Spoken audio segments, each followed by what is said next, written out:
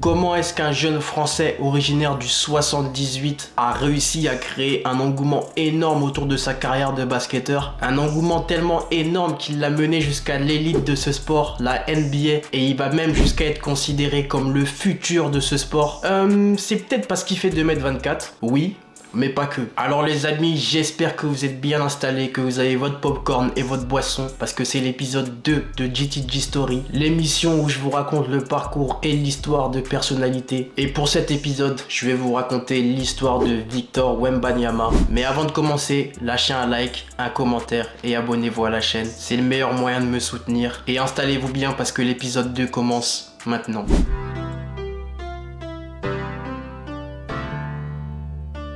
Avant toute chose, il est important de retracer le parcours de Victor. Alors Victor, il est né le 4 janvier 2004 à Le Chesnay dans le 78 et la légende dit que quand Victor est né, il faisait déjà 1m60. Ouais, ça doit être ça. Ouais. Non, je rigole, je sais, c'est une très mauvaise blague. Victor, si tu regardes, désolé. Mais bon, plus sérieusement, le daron de Victor, donc Félix, est un ancien athlète de saut en longueur et de triple saut, et figurez-vous qu'il mesure 2,1 m. Quant à sa daronne, Elodie, c'est une ancienne joueuse de basket, mais également coach, et figurez-vous qu'elle aussi mesure 1,90 m. Donc là, on comprend bien d'où Victor tient sa taille. Mais bon, Victor, il n'a pas commencé par le basket. Dans sa jeunesse, il fait du foot, où il évolue au poste de gardien de but, mais il fait aussi du judo et c'est à l'âge de 7 ans qu'il va commencer le basket à l'Entente Le Chesnay, donc le club de sa ville. Et pour l'anecdote, sa grande sœur Eve est elle aussi joueuse de basket professionnelle et son petit frère Oscar joue avec les U18 de Lasvel. Mais bon, il faut savoir qu'à cette époque-là, Victor est déjà beaucoup plus grand que la moyenne. Donc c'est évident qu'il domine sur tous les parquets où il joue. Et en 2014, il va se faire recruter par Nanterre. Et pour l'anecdote, le coach de Nanterre, Michael Alla, qui l'avait donc repéré dans un match U11 où Victor n'avait que 9 ans mais mesurait déjà 1m80 et dans un premier temps il l'a confondu avec le coach. Oui, avec le coach. Incroyable cette histoire. Mais bon, à 11 ans il mesure déjà 1m91 et il est très doué pour ce sport. En 2017, il fait partie de l'équipe départementale, donc l'équipe du 92 et il va avoir comme coéquipier un certain Bilal Koulibaly. Retenez bien ce nom parce qu'on va en reparler dans la vidéo. Et donc avec la sélection départementale, ils vont remporter le tournoi intercomité. Mais bon, les années passent et Victor va ensuite gagner le titre de champion de France U15 en 2018. Et sur cette même année 2018, Victor va être invité en test au FC Barcelone où il va y jouer un tournoi U14 qui s'appelle la Mini Copa del Rey. Et Victor va faire un très bon tournoi et son équipe va finir 3e. Mais à la fin de son test au FC Barcelone, Victor décide de rester à Nanterre où il va intégrer leur centre de formation à l'issue de son année U15 avec un an d'avance.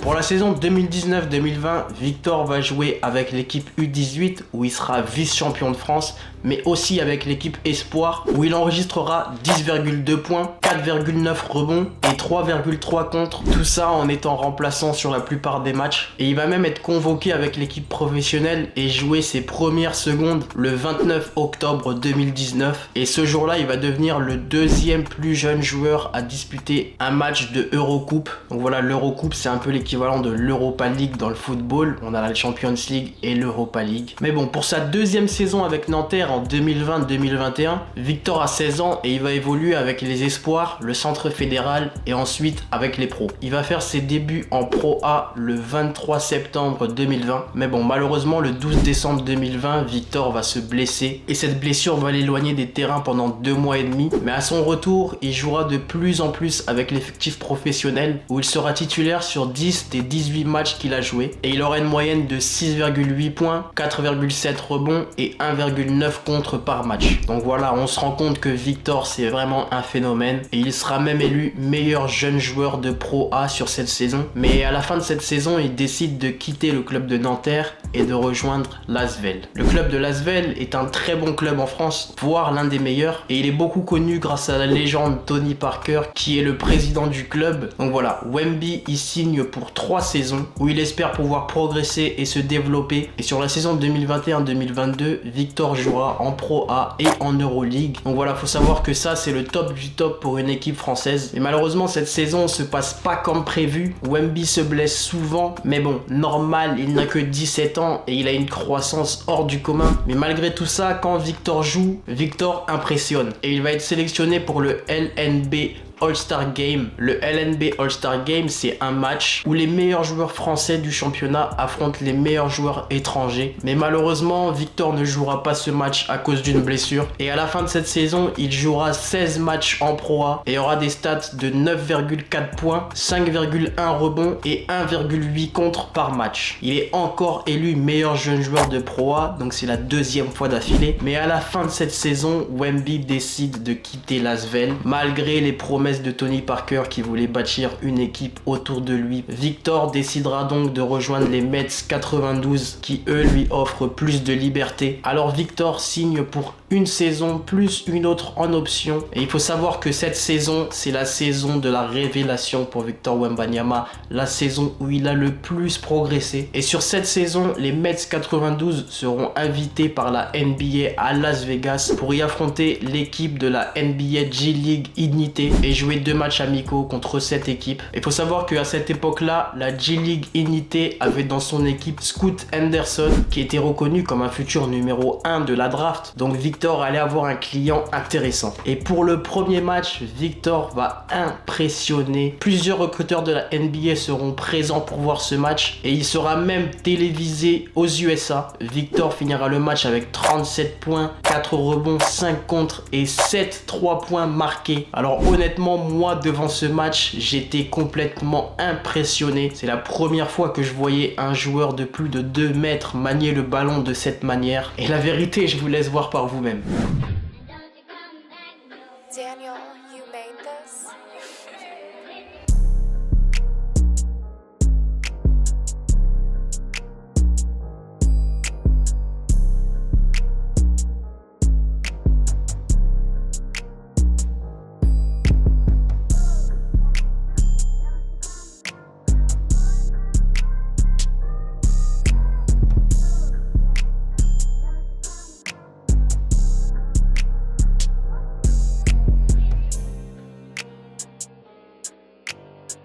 Mais bon, malheureusement, son équipe perd sur le score de 122 à 115. Mais Victor a montré de quoi il était capable. Et je peux vous dire qu'il a marqué les esprits. Pour le deuxième match, Victor finit avec 36 points, 11 rebonds et 4 contre. Et cette fois-ci, ils vont prendre leur revanche et battre l'équipe G League Ignité.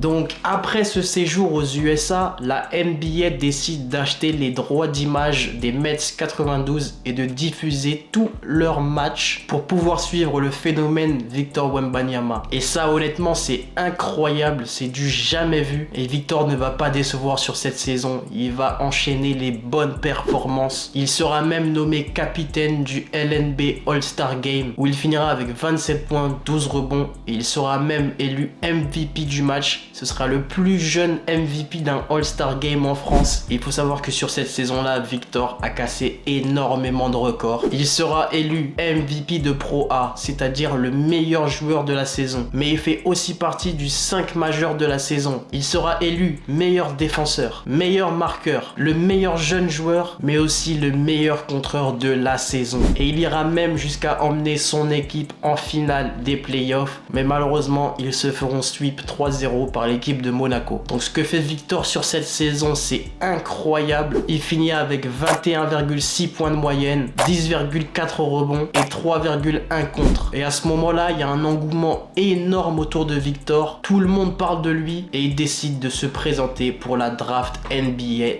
2023.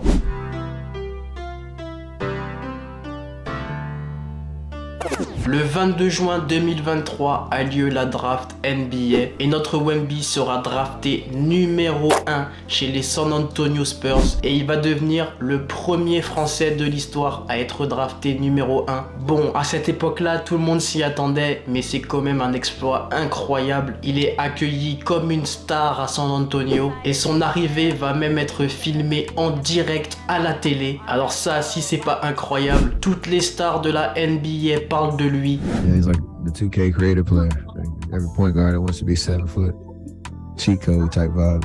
But the way his skills, the way he can shoot the ball, the way he can move, he's extremely fast for his size, can block shot, can be a threat in the offensive end.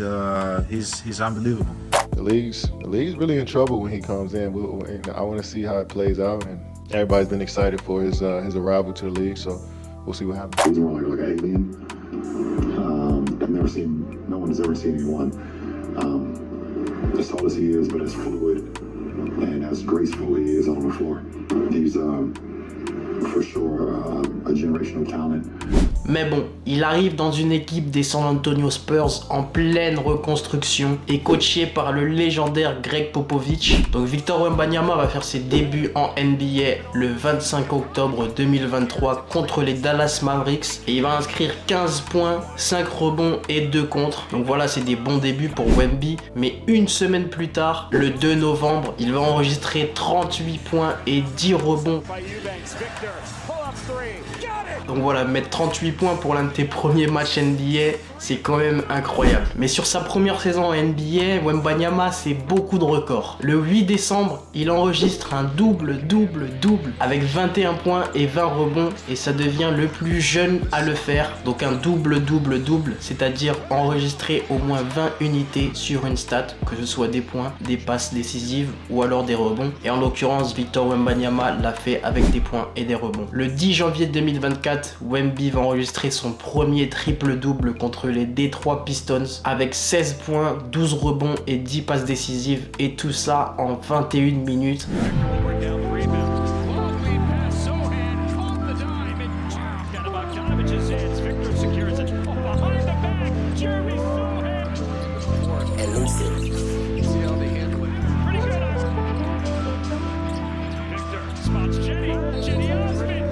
Honnêtement, c'est très impressionnant et ce que Wemby est en train de faire, c'est très fort. Mais malgré tous ses exploits individuels, les San Antonio Spurs sont nuls à chier. On va se le dire, ils sont nuls. Ils perdent énormément de matchs et ils vont même jusqu'à perdre 18 matchs d'affilée.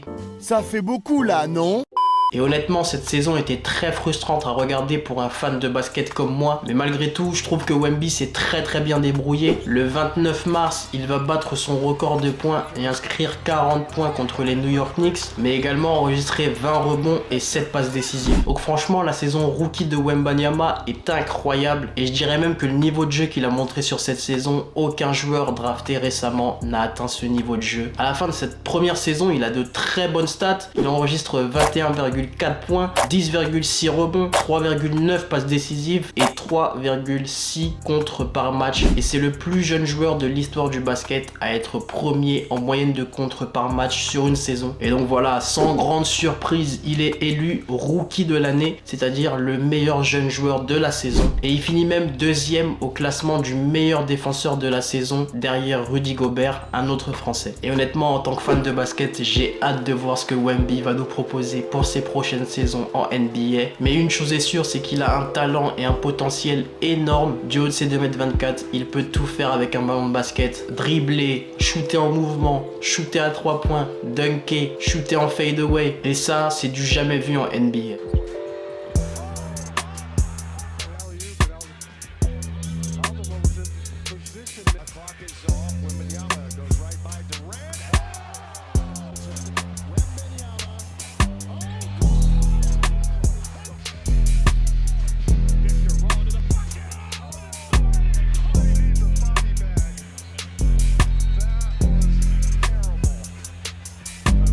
Mais Mais avant cette deuxième saison, donc Victor est convoqué avec l'équipe de France pour les Jeux Olympiques 2024 à Paris qui auront lieu cet été. Et pour conclure cette vidéo, j'ai envie de dire bonne chance à cette équipe de France et bonne chance à toi Victor. J'espère que tu vas nous ramener la médaille d'or, même si l'équipe des États-Unis est très costaud cette année.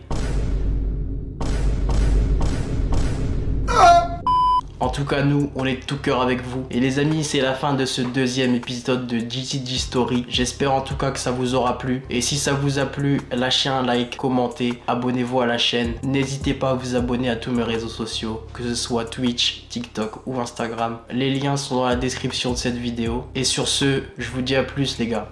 Cheers.